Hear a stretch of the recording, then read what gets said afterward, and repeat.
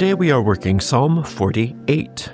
Psalm 48 is magically used to arouse positive feelings and certainty of a perfect outcome in any situation, to overcome all enemies, to smile, to reinforce happiness and faith, to stop gossip and slander. Today I'm going to gear Psalm 48 to overcome feelings of doubt. So a lot of times what happens is we get really excited about doing something. We might even cast a spell to see it come about, and then we get plagued with doubt and all the reasons why we can't do it. And then that doubt actually squelches our motivation and it squelches our thought form. And we feel like a failure because it doesn't come about because we had all of that doubt. So we're going to get rid of the doubt today.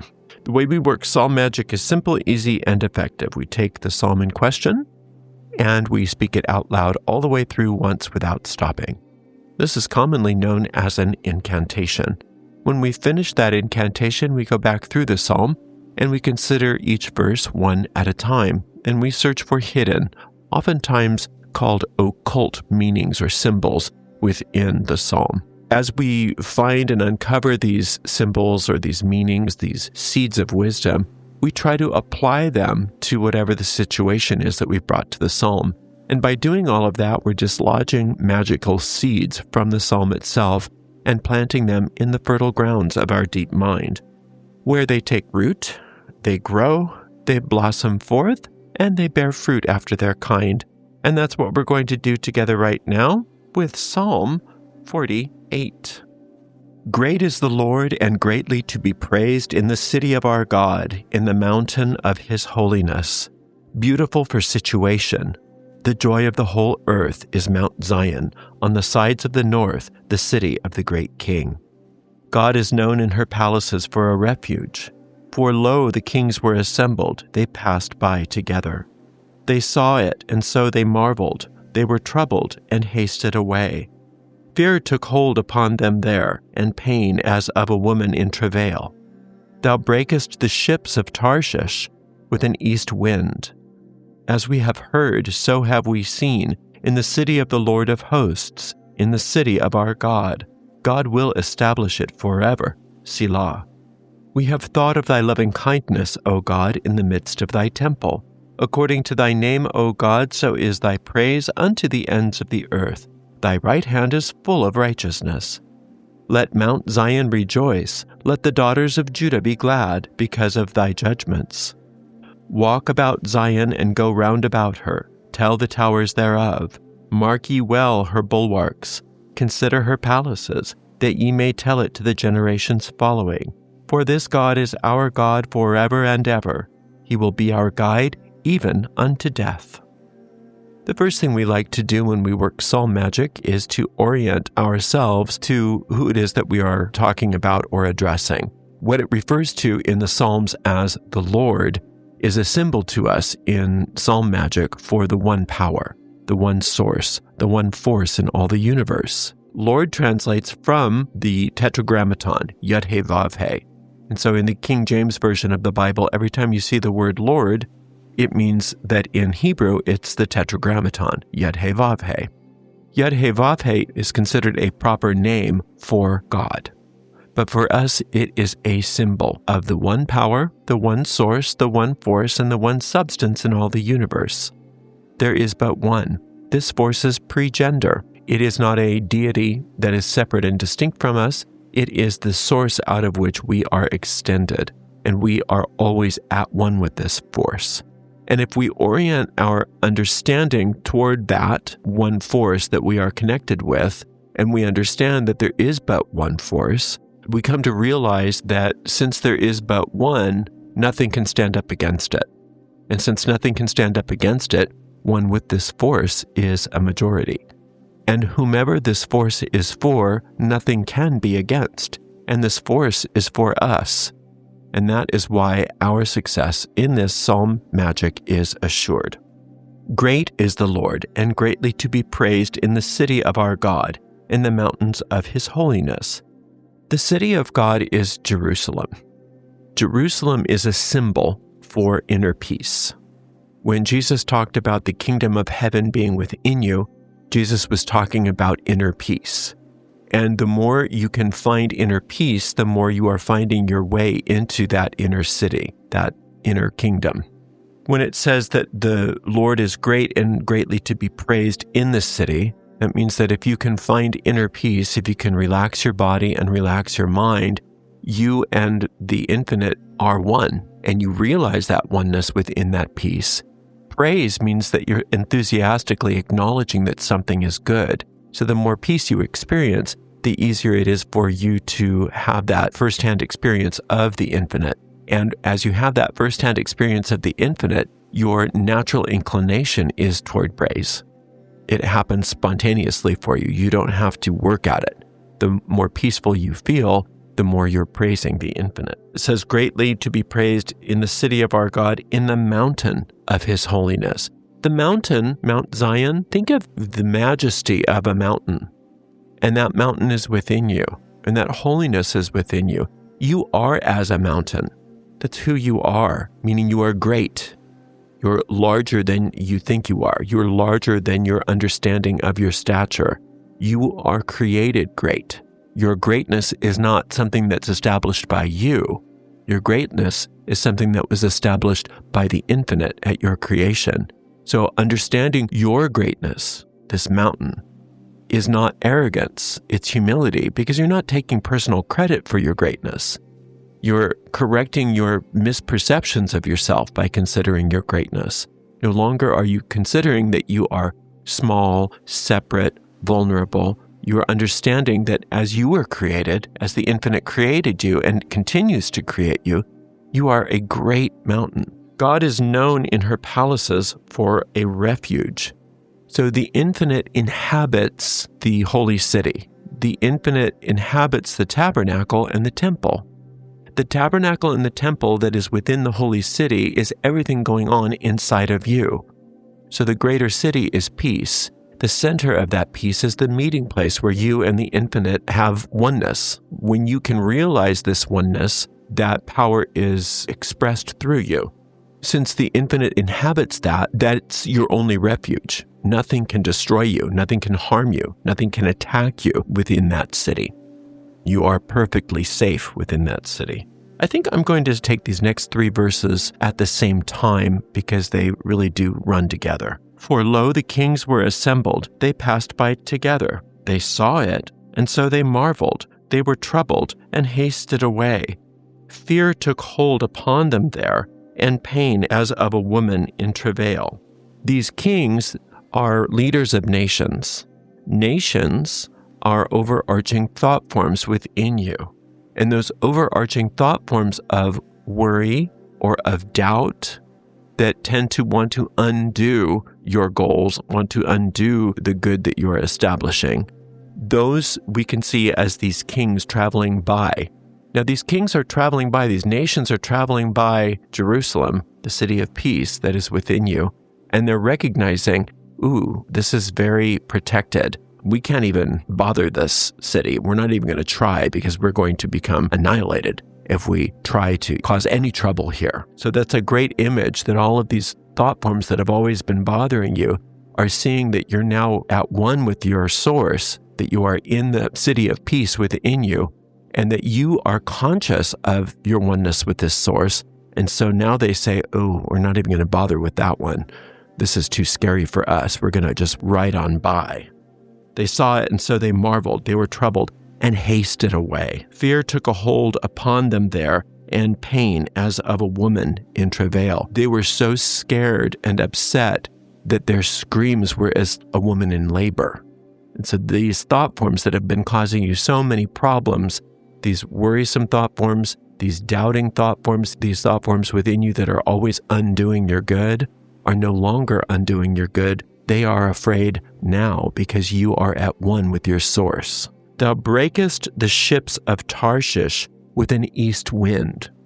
So the east is the direction of holiness. And when a wind comes from the east to break the ships of Tarshish, ships are usually carrying goods or messengers. If they're battleships, they're carrying soldiers. They're carrying something. They're trying to bring something to you.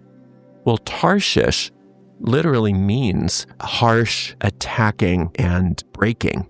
Your doubtful thought forms that are intent upon breaking down your good, breaking down your goals. Whatever those ships are trying to bring you in order to continue their attack upon your good, attack upon your future, attack upon your plans, all those doubting thoughts, they are being broken by this eastern wind. The infinite now, because we have given it permission, is coming in and undoing all of that, because it's not the infinite's will that you have this doubt, these harsh thoughts, these destructive thought forms. It's not the infinite's will that those be there, but the infinite has to respect your free will. Now that you say, I don't want these anymore, the infinite says, very well, I'm going to destroy them. And that's what's happening now. As we have heard, so have we seen. In the city of the Lord of hosts, in the city of our God, God will establish it forever. Selah. When it says God will establish it forever, it seems as though it's coming, but God has already established it. God has already established, the infinite has already established the peace within the city of Jerusalem, or that inner peace. Nothing can destroy that inner peace. You can move away from that inner peace. You can be distracted from that inner peace, but that inner peace is always there when you want to connect with it. You can't undo the infinite's will of peace for you, but you can distract yourself from it. You can choose against it. And we're no longer choosing against it. As we have heard, so have we seen in the city of the Lord of hosts, in the city of our God, God will establish it forever. Forever means in the present moment. That means it is established now. That peace is yours. And wherever that peace is, those doubting thoughts and those destructive thought forms cannot exist. If you're in that inner peace, those doubting thoughts cannot exist with you.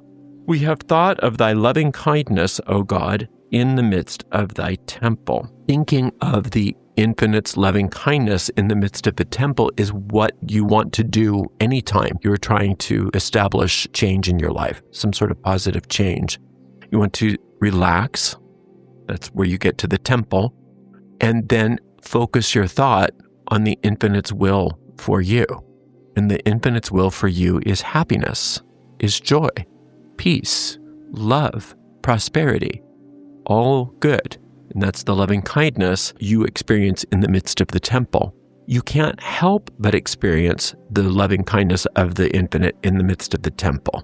Once you're in the temple, meaning once you are relaxed and at peace, the loving kindness is there. It's always been there. So if you want to receive that loving kindness, you must go into that temple, which is within you. You must relax your body, relax your mind, and focus your thought, meaning where it says, we have thought of thy loving kindness, you must think of it. You must focus your mind on it, and then you receive it. According to thy name, O God, so is thy praise unto the ends of the earth. Thy right hand is full of righteousness. Sometimes the right hand is talked about as being the hand that holds the sword in battle.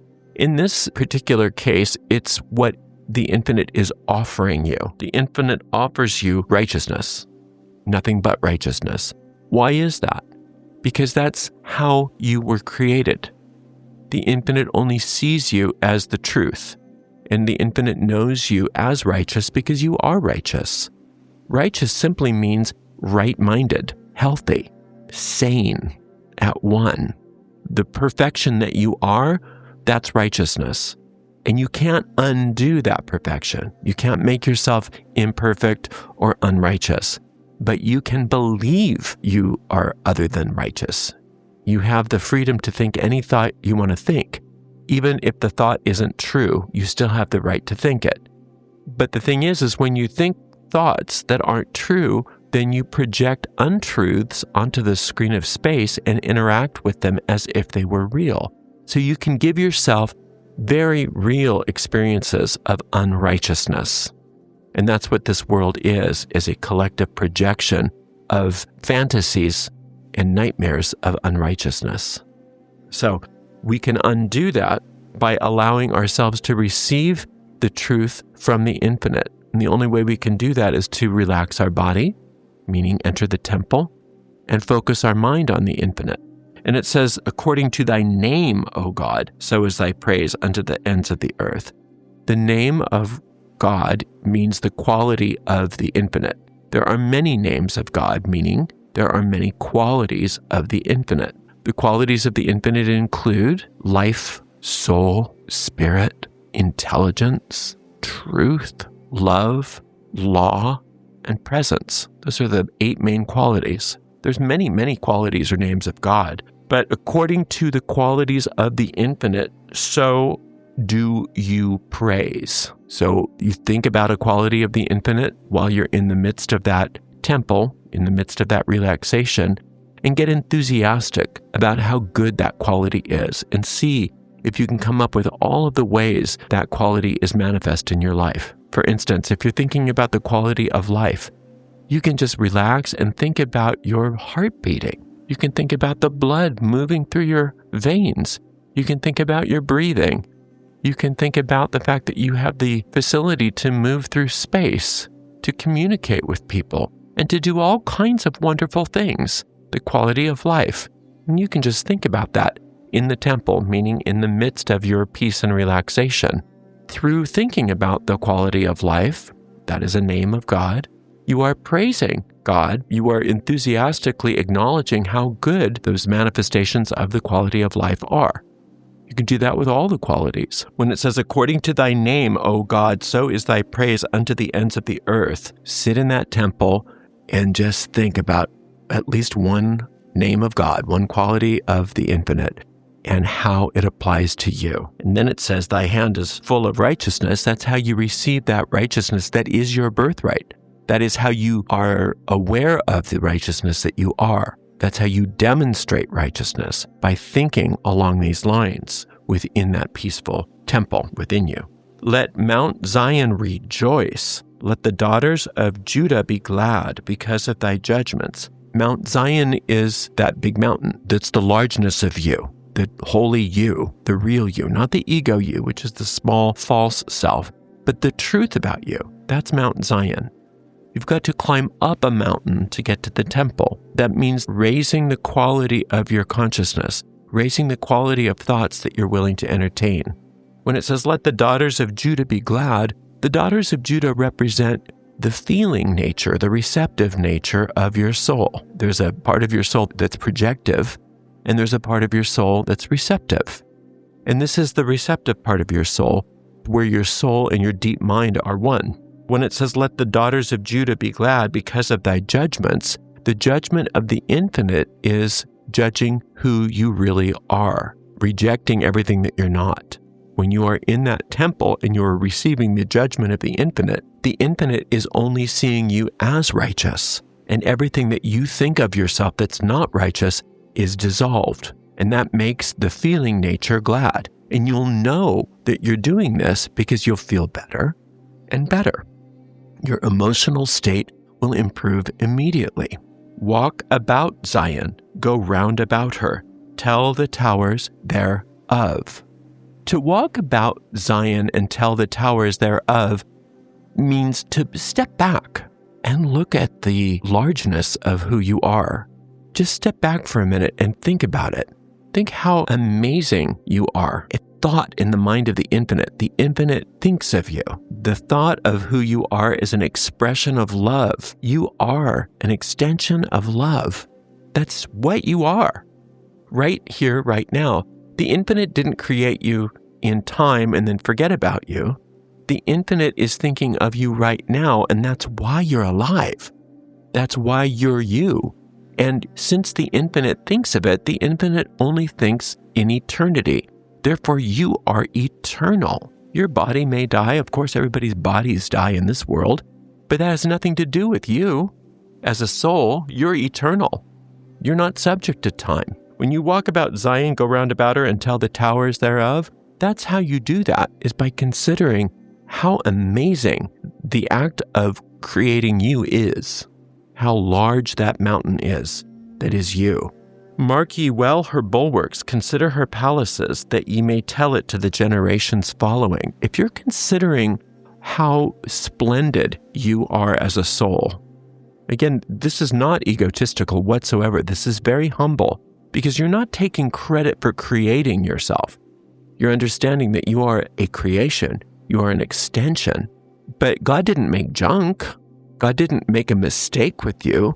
You're the unique expression of the infinite. There's no soul that's ever been like you and ever will be anything like you. You are an essential aspect of creation. Creation would be incomplete without you, but it's impossible for creation to be incomplete. Therefore, you are eternal.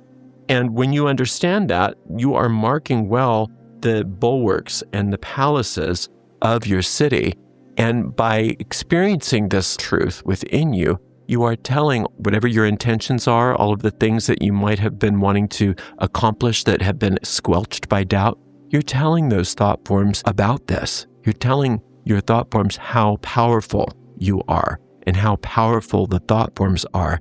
This is why, from this moment forward, all of your magic is successful, and why doubt can't crowd out those thought forms anymore, because you found the truth sitting in that temple, sitting in the midst of the connection with the infinite, and then stepping back and considering the largeness of who you are. Then you realize that there's nothing that can thwart you. There's nothing that can squelch you unless you give it permission to do so, and you're not going to give it permission anymore, because you understand better now. For this God is our God forever and ever. He will be our guide even unto death. If you're a beam of light emanating from a sun, you're not going to ever consider another star to be your source, because you know that you're one with this star. With the infinite, there's only one, so there's nothing else to be except for the creation that you are. There is no other source but your source, and there is no other you but you. The infinite is your creator forever and ever, meaning right now. Right now, you and the infinite are one, and that's why you are who you are. You were not created in the past. You are created in the moment, in eternity, and you can't die. There is no such thing as death in the realm of the infinite. There's only extension. There's only perfection. There is only eternity. He will be our guide even unto death. You can't live your life in meditation, not in this world. You have to leave your meditation and go do your stuff, go do your life. So when you are working within that temple, when you're giving yourself time within that inner temple to do all of the things and to experience all of the things as being described in this psalm, you are connecting with that inner guidance, so that when you leave this temple and you go about your daily business, you are capable of being guided and led in the moment. In the moment, you're going to be guided and led.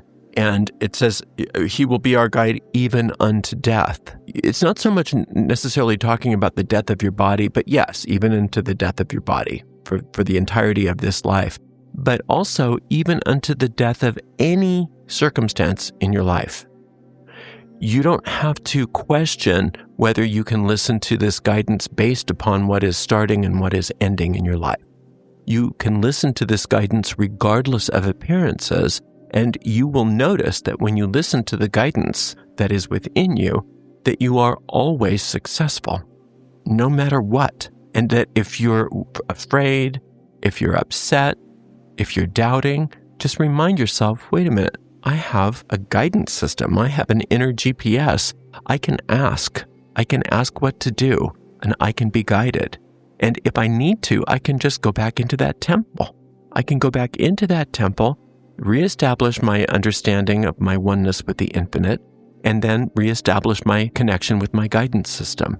And there's never any time or place where you are without the answers that you seek, the guidance that you need in any moment. And recognizing that gives you such a sense of relief, such a sense of peace, and you understand that nothing can stand in your way. You are always on your way to greater and greater success. So you just keep coming back to the same psalm once a day until you get a sense of peace and certainty that your situation is working itself out. Once you get that sense of peace and certainty about your situation, you know that your spell has been cast and you don't have to think about it anymore. In fact, it's better if you move off of the topic altogether and let it work itself out and go do something else. Thank you so much for spending some time with me today. I so appreciate you. Until next time, blessed be.